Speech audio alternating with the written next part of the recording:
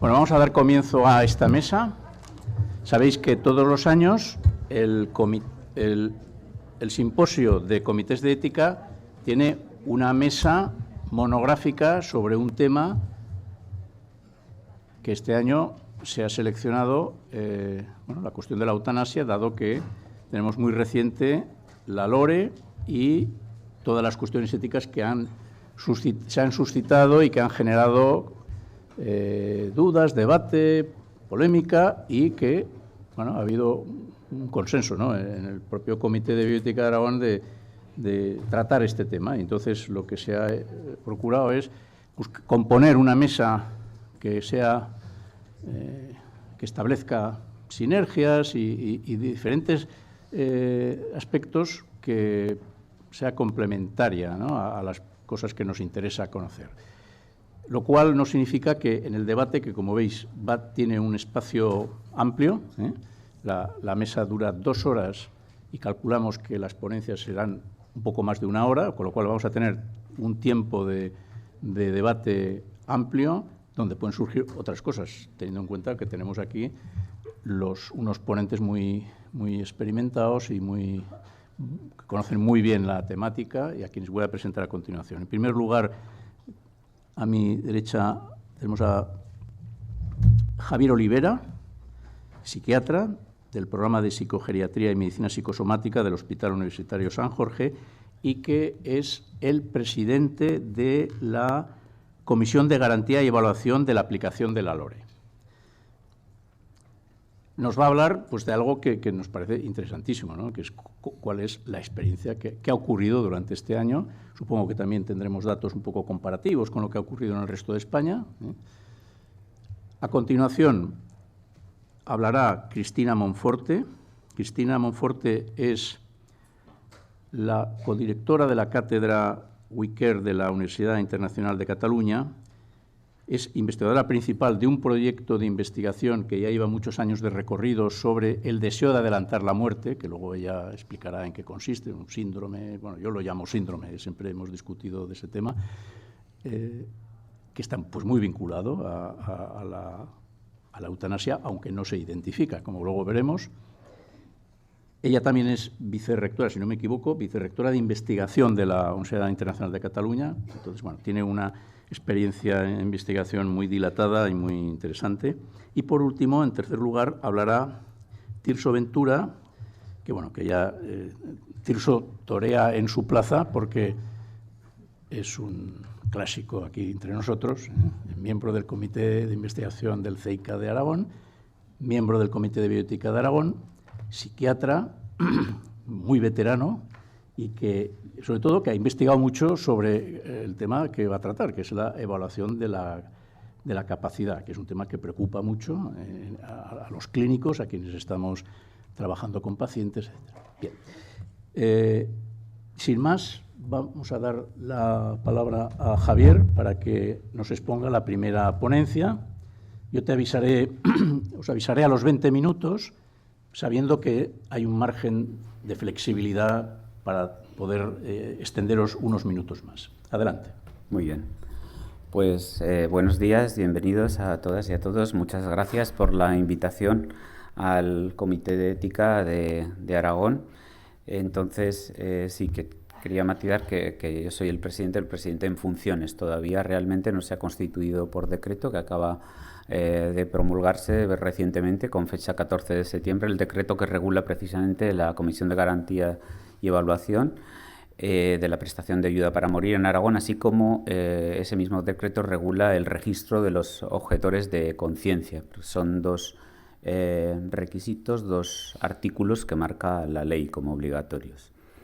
Entonces, efectivamente, como comentaba Rogelio, yo voy a hablar un poco de nuestra experiencia desde la Comisión de Garantías y Evaluación. Tendríamos mucho que hablar, habría mucho que debatir. Hay muchas cosas interesantes también. Probablemente lo más interesante no lo podemos contar, ¿no?, por confidencialidad, pero sí que puedo decir que aprendemos bastante más de los casos y de los pacientes que solicitan esta prestación, bastante más muchas veces que de otros medios, ¿no? Pues dedicados específicamente a este tema. Entonces, bueno, lo primero que quería comentar, y esto enlaza bastante con la presentación que ha hecho mi colega también psiquiatra, el doctor Miguel Ángel Quintanilla, ¿no? Diciendo que las cosas no son blancas ni son negras, y creo que esto es lo más importante a tener en cuenta. Partiendo de esta premisa, todo se hace más fácil. Los psiquiatras estamos acostumbrados a vivir en la incertidumbre, ¿no? Las cosas no son claras y en la vida las cosas son realmente así. Y claro, cuando hablamos de la eutanasia, muchas veces entre compañeros, sanitarios, enfermeras, médicos, a veces yo recuerdo, cada vez lo digo menos, pero muchos colegas que decían, no, es que yo estoy en contra de eso. Bueno, tú puedes estar a favor o en contra, pero ahora es un derecho que está regulado por la ley y hay personas que van a solicitar este derecho. Y esas personas pueden ser tus pacientes y esas personas pueden estar enfrente de ti.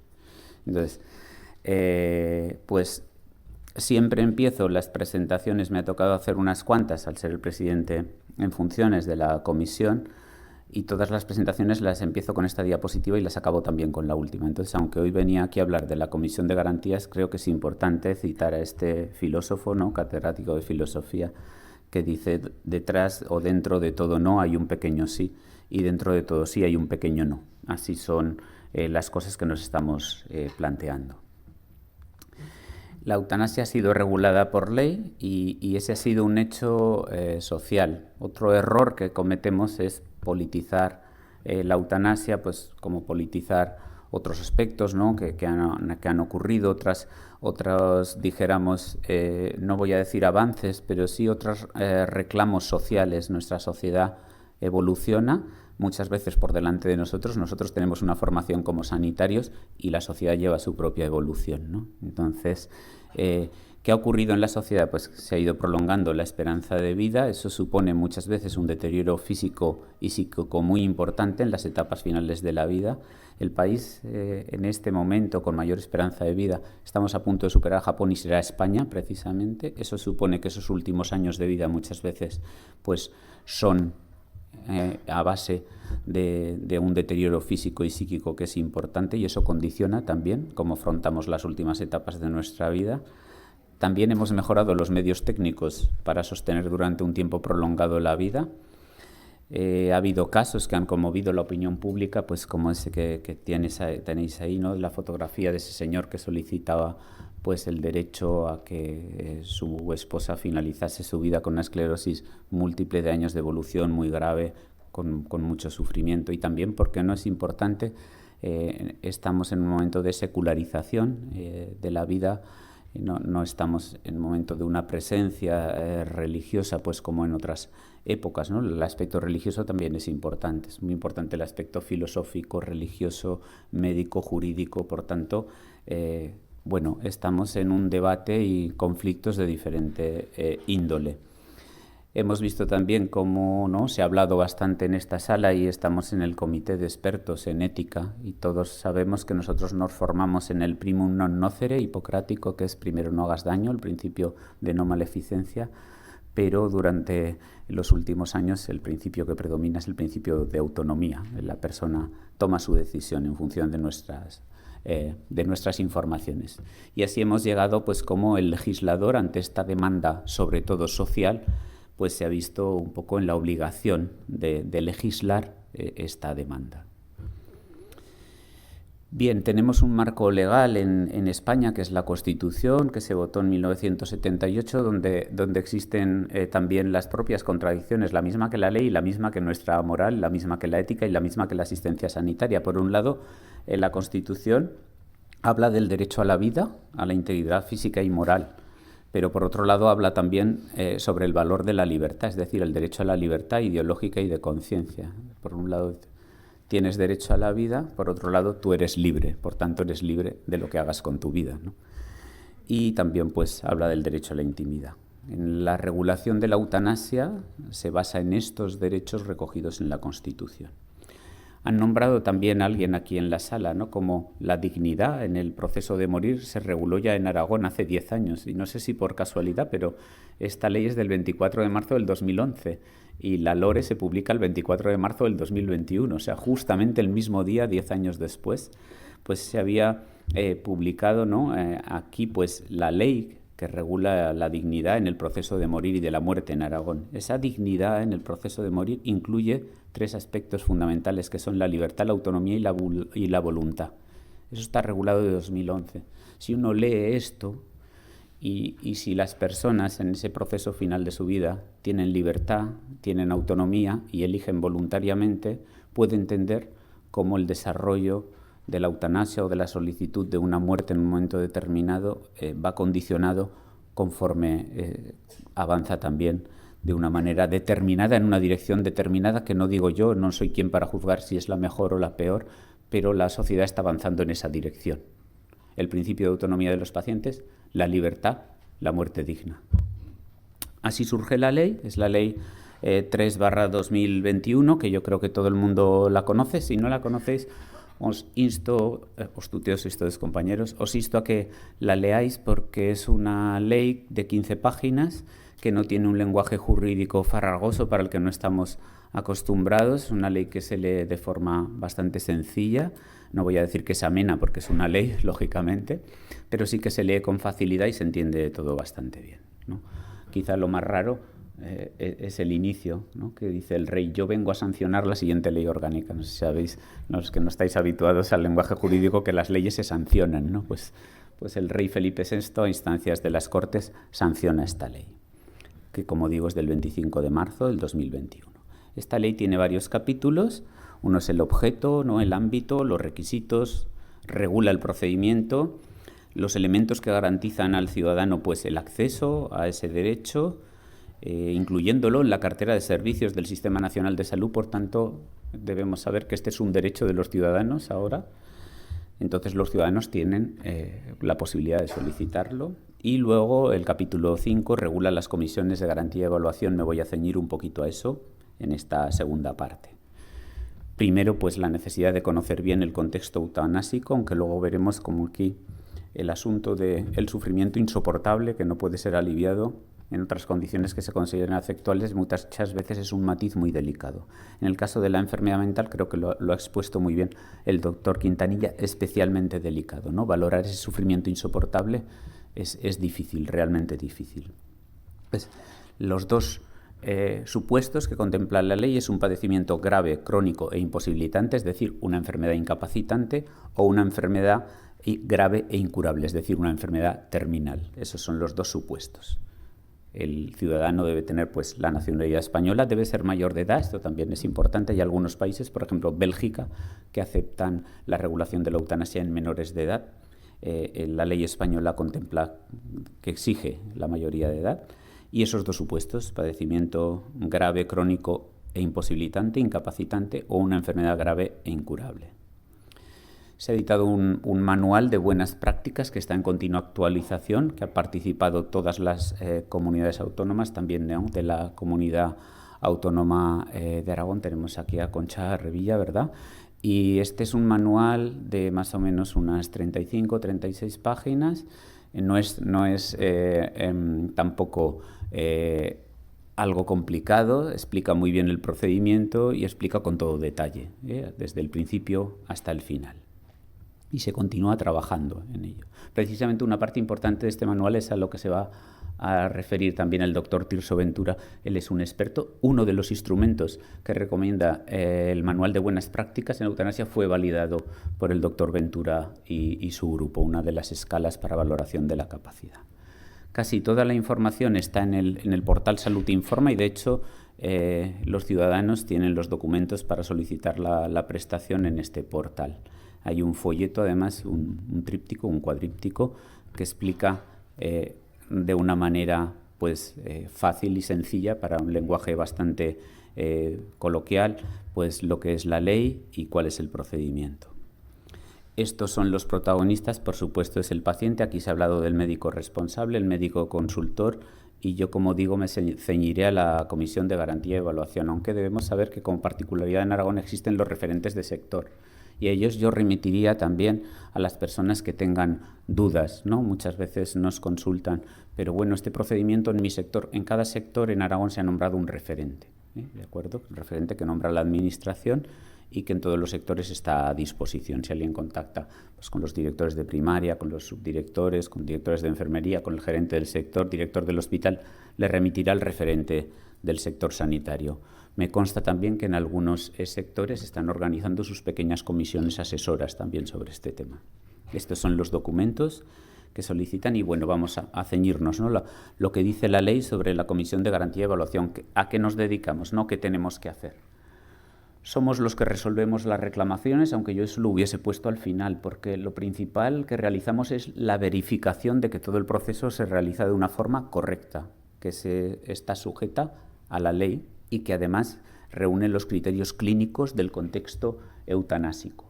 Resolvemos los posibles conflictos de intereses que puedan existir y luego también somos un órgano consultivo. Y esto el decreto también de Aragón, ¿no?, que regula actualmente la Comisión de Garantía y Evaluación, deja muy claro que el órgano consultivo donde se resuelven las dudas, el órgano independiente es la Comisión de Garantía y Evaluación.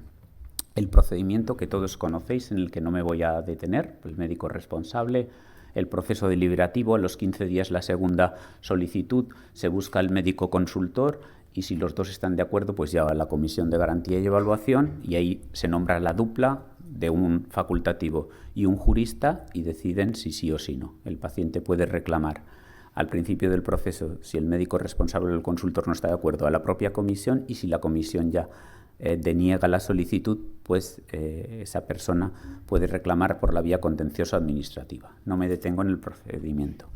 Si me detengo un minuto, aunque este no es el tema de la objeción de conciencia y supongo que habrá mesas específicas sobre esto o se debatirá mucho sobre esto, aquí viene uno de los temas en los que se ha generado más debate en la Comisión de Garantía y Evaluación en Aragón y me consta que en el resto de comisiones de garantía y evaluación del resto de España. La ley lo que dice es, pueden objetar conciencia los sanitarios específicamente implicados en el procedimiento. Reconoce que pueden estar implicados facultativos, enfermeras y farmacéuticos, esos tres grupos profesionales. El problema viene a quién está implicado directamente en la prestación. Muchos juristas interpretan que la prestación es el final, es el procedimiento. La suerte de ser jurista es que uno lee, ¿no?, e interpreta lo que lee. Los médicos estamos acostumbrados a que eso no sea así, ¿no?, y las enfermeras todavía más. Uno lee y luego casi nada es lo que uno lee, ¿no?, con nuestros pacientes. Es como cuando un paciente nuestro nos dice: ¿cuánto bebe usted? Lo habitual, lo normal, ¿no? Entonces, ¿cuánto bebe? ¿Qué es lo normal? 3 cervezas. Entonces tú ya sabes que tienes que poner entre 6 y 9, ¿no? Pues los juristas interpretan la ley tal cual. Entonces, los que hay en la Comisión de Garantías y Evaluación de Aragón, que yo creo que no podrían ser mejores, no sé quién los ha elegido, pero no podrían ser mejores, cada uno en su estilo y con sus peculiaridades, dicen, no, el procedimiento es el procedimiento, eso es al final. Entonces, los sanitarios que estábamos en la comisión nos quejamos un poco. Yo mismo dije, oye, ¿cómo va a hacer un proceso deliberativo un profesional que objeta conciencia?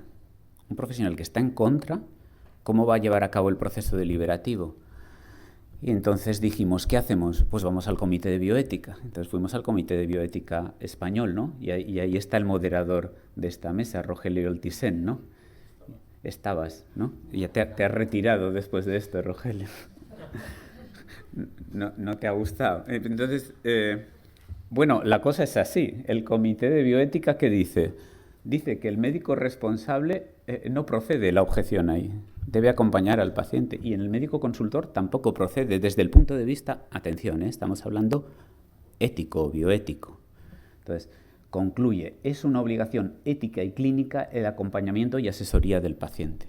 ¿De acuerdo? Entonces, en Aragón, cuando se nos ha consultado a la Comisión de Garantías, cuando hemos tenido esos debates con los juristas, hemos adoptado pues esta decisión, especie de decisión salomónica, lo que nos digan, ¿no?, los del Comité de Bioética, pues, bueno, ¿cuándo puede alguien objetar? Al final del procedimiento. Aprendemos a veces sobre la marcha. Ya hemos tenido casos también que el propio médico responsable nos ha dicho, soy objetor, pero este es mi paciente y yo lo voy a acompañar hasta el final. Entonces, como digo, aprendemos más de lo que tenemos delante muchas veces que de las propias leyes. Eso ha ocurrido con un médico de primaria que dice, no, yo acompaño, ahora yo no puedo hacer esto. Yo luego firmo el certificado, pero yo no puedo hacer esto. Entonces, bueno, pues es lícito, ¿no? Se puede entender bien. Entonces, bueno, la primera ley, ¿no?, que regula... Aragón fue una de las comunidades autónomas que más pronto puso en marcha la Comisión de Garantías y Evaluación. Entonces siguió lo que marca la ley. La ley marca un presidente nombrado entre los jefes de servicio. Entonces ese presidente en ese momento fue Concha Revilla, ¿verdad?, que está aquí presente. 3 vocales facultativos, 3 vocales juristas, un vocal profesional de enfermería y luego también un secretario de la administración, que tenemos aquí la secretaria suplente, que es Marisa Aliaga, también ahí, ¿verdad? Entonces, bueno, se constituyó la comisión, lógicamente era algo nuevo y lo que hicimos fue empezar a trabajar sobre la marcha con los primeros casos que se fueron recibiendo. A día de hoy está constituida por 17 miembros. Fijaos que hemos ido a más, incluso ahora veréis como el decreto de Aragón también, para buscar más garantías y para facilitar el trabajo. Va a nombrar no 3, sino 4, ¿no? Dice 4 facultativos, 4 juristas. Ahora somos 17 miembros, de los cuales hay titulares y suplentes, hay médicos de diferentes especialidades, hay 2 enfermeras, hay un trabajador social y hay 5 juristas, ¿no? De los médicos, pues como os digo, hay de cuidados paliativos, de médicos de atención primaria, hay también un neurólogo, el doctor José Ramón Ara, y el psiquiatra que soy yo mismo, ¿no? Ahí los tenemos, ¿no? Pues un poco así, ¿no? Las reuniones suelen ser en el departamento, ¿no?, en la sede que nos prestan para esto, y se acaba de incorporar, todavía no oficialmente, pero va a estar incorporada con el nuevo decreto, una psicóloga clínica, así lo dice el decreto nuevo de Aragón que he traído aquí. Ha habido una reunión, ya ha habido varias de las comisiones autonómicas donde hemos estado representados. No tengo datos, como decía Rogelio, sí tengo datos, pero no los he traído en las diapositivas de otras comunidades autónomas, pero si queréis los podemos comentar. Y, por supuesto, vamos a comentar los datos de Aragón porque son transparentes y así queremos que sean, ¿no? Estos son del 8 de septiembre del 2022. Ha habido 27 solicitudes, ahí tenéis todos los sectores. No existen solicitudes todavía de los sectores de Teruel. La mayor parte de solicitudes proceden de personas con enfermedad oncológica, más de la mitad, y otros con enfermedades neurológicas degenerativas, algunos con enfermedades osteoarticulares, congénitas, uno también con enfermedad psiquiátrica. De estas 27 solicitudes,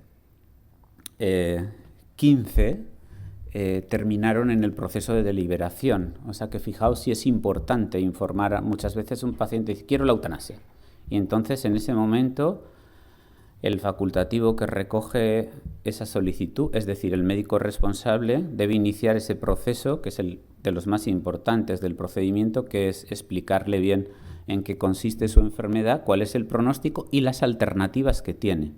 Porque muchas veces dice, yo quiero la eutanasia, ¿por qué? Porque si no, cuando me muera voy a tener unos dolores tremendos. No, mire, existe un tratamiento para el dolor, existen unos cuidados paliativos, de tal manera que hasta 15 solicitudes terminaron en el proceso deliberativo, más de la mitad. 6 solicitudes llegaron al final, o sea que en este momento se han realizado en Aragón 6 prestaciones hasta el momento final, porque también hubo 9 fallecidos por causas médicas antes de la prestación, 1/3. Y en esto puedo decir que en España está ocurriendo prácticamente lo mismo.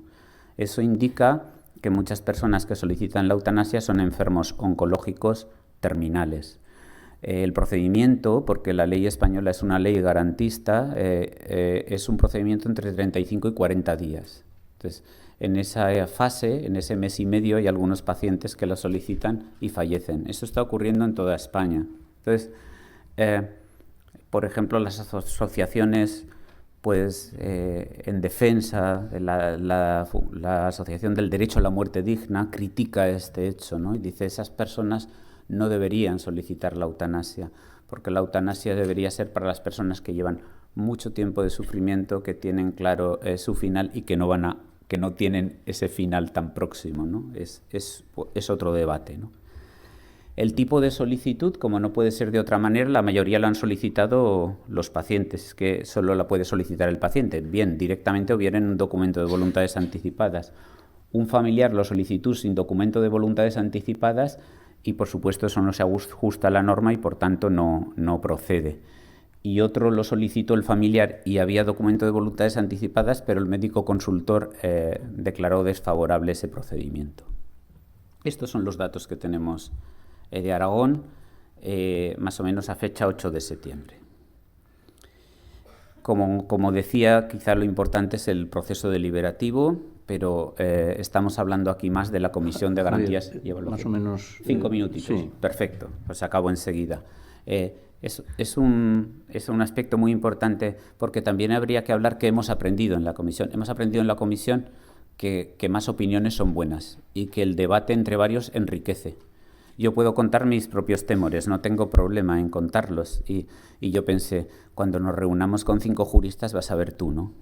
Y sin embargo, para nada. O sea, es un debate enriquecedor. Por tanto, sabemos que la comisión multidisciplinar enriquece el debate y facilita las decisiones. Por eso, pues, es necesario implicar más a la enfermería, a la psicología, que se ha incluido por decreto, y a los trabajadores sociales también.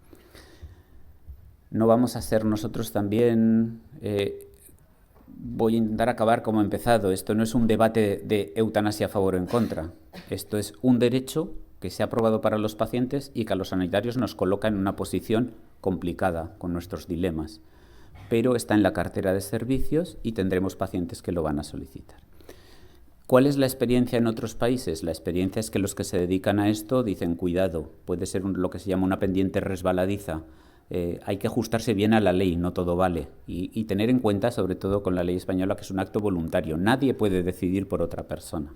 Una de las alertas que había ante esta ley era, ¿qué pasará ahora con esas personas graves, con discapacidad, con las personas vulnerables que están en las residencias? No pasará nada si ellas no quieren que pase nada si se atienen a esta ley. Si se hacen las cosas respecto a la ley, nadie puede inducir a otra persona a esta ley, ¿no? Quiero decir que eso no es un buen procedimiento. Esto es un acto siempre voluntario, bien solicitado en este momento, bien el documento de voluntades anticipadas. Esto es lo último que podemos traer de noticias, es el decreto que promulga Aragón, es el 131/2022, fijaos, de hace unos días, no tienen un mes, de 14 de septiembre, regula la comisión en Aragón, reconoce, por supuesto, pues...